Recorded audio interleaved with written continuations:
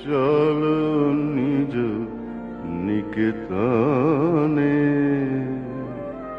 সংসার বিদেশে বিদেশির বেশে ভ্রম কেন অকারণে, মন চলো নিজ নিকেতনে।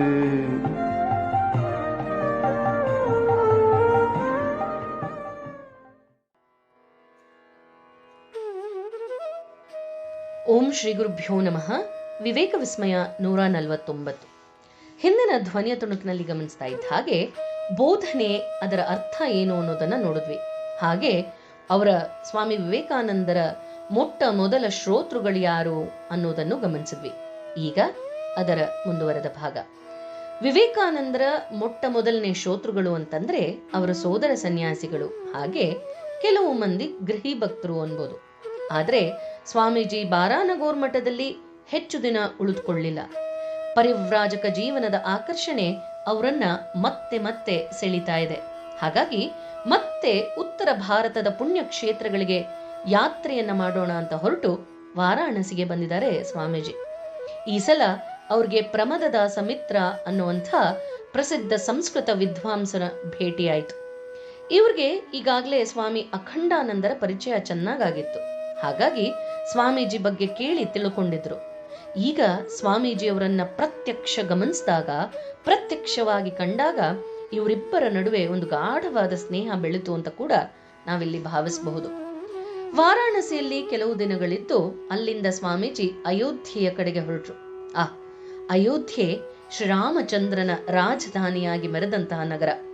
ಸ್ವಾಮೀಜಿ ತಮ್ಮ ಬಾಲ್ಯದಿಂದಲೇ ರಾಮಾಯಣದ ಮಹಾಕಥೆಯನ್ನ ಕೇಳಿ ಪ್ರಭಾವಿತರಾಗಿದ್ರು. ಶ್ರೀರಾಮಕೃಷ್ಣರಿಂದ ರಾಮ ಮಂತ್ರ ದೀಕ್ಷೆಯನ್ನು ಕೂಡ ಪಡೆದುಕೊಂಡಿದ್ರು. ಈಗ ಅಯೋಧ್ಯೆಯನ್ನ ಕಂಡಾಗ ರಾಮಾಯಣದ ದೃಶ್ಯಗಳು, ಅಯೋಧ್ಯೆಯ ಗತ ವೈಭವ ಅವರ ಕಣ್ಮುಂದೆ ಹಾದು ಹೋಯಿತು. ಅಲ್ಲಿಂದ ಅವರು ಲಕ್ನೋಗೆ ಬಂದ್ರು. ಇಲ್ಲಿ ನವಾಬರ ಕಾಲದ ಸಂಸ್ಕೃತಿಯ ಅವಶೇಷಗಳನ್ನ ಕಂಡು ಅವರುಗಳ ಸೌಂದರ್ಯಕ್ಕೆ ಬೆರಗಾದ್ರು. ಲಕ್ನೋದಿಂದ ಅವರ ಪ್ರಯಾಣ ಆಗ್ರಾ ಕಡೆಗಿತ್ತು. ಮುಘಲ್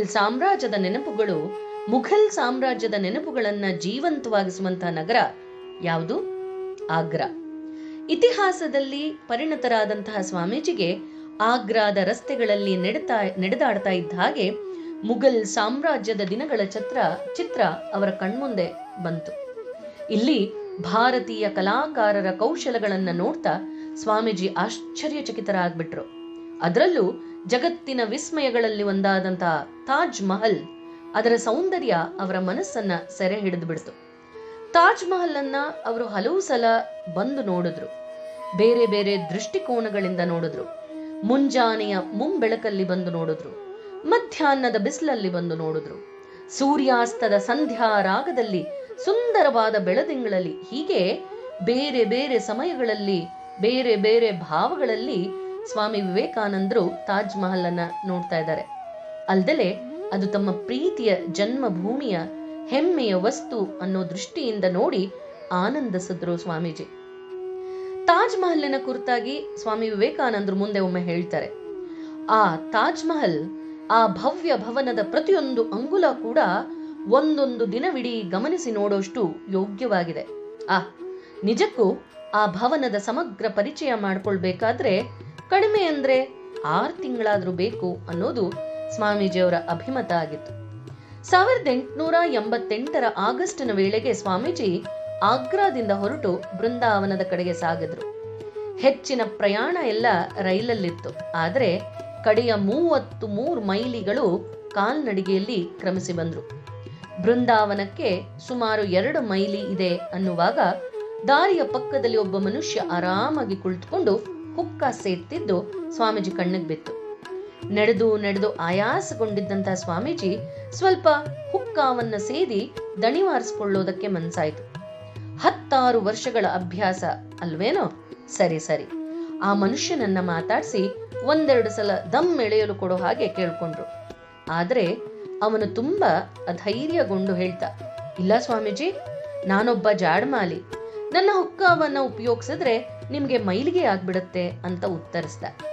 ಇದನ್ನ ಕೇಳಿದಂತ ಸ್ವಾಮೀಜಿಗೆ ಹೌದು ಅನ್ನಿಸ್ತೇನೋ? ಹೌದೆನ್ನಿಸ್ತು. ಅವನ ಕೈಯ ಹುಕ್ಕ ಸೇದೋದಕ್ಕೆ ಹಿಂಜರಿದು ಹಾಗೆ ಮುಂದೆ ಸಾಗಿದ್ರು. ಆದ್ರೆ ಸ್ವಲ್ಪ ದೂರ ಹೋಗುವಷ್ಟರಲ್ಲಿ ಅವರ ಮನಸ್ಸಿನಲ್ಲಿ ಒಂದು ಭಾವನೆ ಉದ್ಭವಿಸ್ತು. ಏನಾಶ್ಚರ್ಯ, ನಾನೊಬ್ಬ ಸನ್ಯಾಸಿ, ನಾನು ಸನ್ಯಾಸ ವ್ರತ ಧಾರಣೆಯನ್ನ ಮಾಡಿದವನು, ಜಾತಿ ಕುಲಗಳ ಅಭಿಮಾನವನ್ನ ತೋರಿಬೇಕಾದಂತವನು. ಅಂಥದ್ರಲ್ಲಿ ಈ ಮನುಷ್ಯ ತಾನೊಬ್ಬ ಜಾಡ್ಮಾಲಿ ಅಂದ ತಕ್ಷಣ ನನ್ನಲ್ಲಿ ಈ ಜಾತಿ ಬುದ್ಧಿ ಜಾಗೃತವಾಗ್ಬಿಡ್ತಲ್ಲ. ಛೇ, ಇದು ಯುಗ ಯುಗಗಳಿಂದಲೂ ಕೂಡ ಅಂಟುಕೊಂಡು ಬಂದಂತಹ ಅಭ್ಯಾಸದ ಪರಿಣಾಮ. ತಕ್ಷಣ ಅವರಿದ್ದಂತಹ ಜಾಗಕ್ಕೆ ಹಿಂದಿರುಗಿ ಬಂದ್ರು. ಆ ಜಾಡ್ಮಾಲಿ ಹತ್ರ ಬಂದು ಹೇಳ್ತಾರೆ, ಅವನ ಪಕ್ಕದಲ್ಲೇ ಕುಳಿತುಕೊಂಡು ಹೇಳ್ತಾರೆ, ಅಣ್ಣ ಪರವಾಗಿಲ್ಲ, ನನ್ಗೂ ಸ್ವಲ್ಪ ಹುಕ್ಕವನ್ನ ತಯಾರಿಸ್ಕೊಡು ಅಂತ ಪ್ರೀತಿಯಿಂದ ಕೇಳ್ಕೊಂಡ್ರು. ಆಗ ಪುನಃ ಆತ ಸಂಕೋಚದಿಂದ ಹಿಂದರಿತ ಹೇಳ್ದ, ಸ್ವಾಮೀಜಿ ನೀವು ಪೂಜ್ಯರು, ನಾನಾದ್ರೋ ಅಂತ್ಯಜ ಅಂತ ಹೇಳ್ಬಿಟ್ಟ. ಆದ್ರೆ ಸ್ವಾಮೀಜಿ ಬಿಡ್ಲಿಲ್ಲ. ಅವನಿಂದ ಹುಕ್ಕ ತಯಾರಿಸ್ಕೊಂಡು ಅದನ್ನ ಸೇರಿ ಅವನಿಗೆ ಪ್ರೀತಿಯಿಂದ ಕೃತಜ್ಞತೆಯನ್ನ ಹೇಳಿ ಮುಂದೆ ಸಾಗಿದ್ರು. ಮುಂದಿನ ಧ್ವನಿ ತುಣುಕ್ನಲ್ಲಿ ಗಮನಿಸೋಣ. ಜಯ ರಾಮಕೃಷ್ಣ.